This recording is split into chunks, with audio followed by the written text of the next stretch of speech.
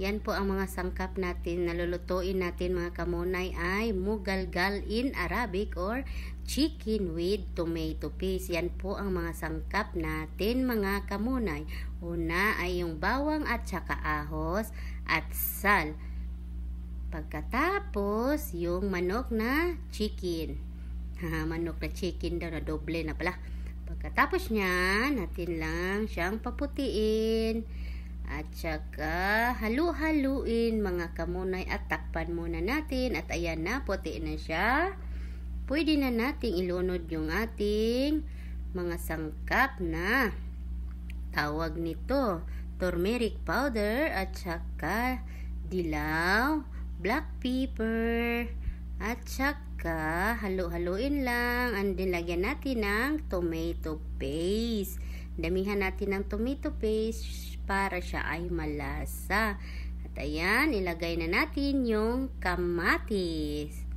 Pangpakutis ng balat ang kamatis. Dito sa bansang Arabo, di talaga mawala yung kamatis. Ayan siya.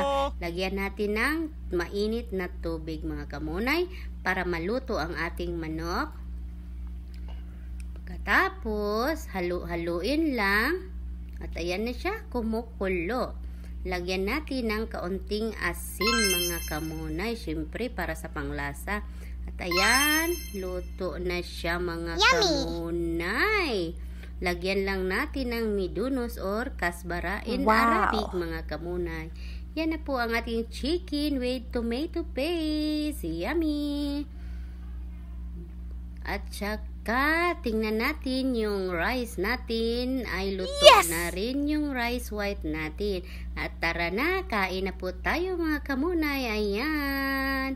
Ayan na po ang ulam ni Munay nyo.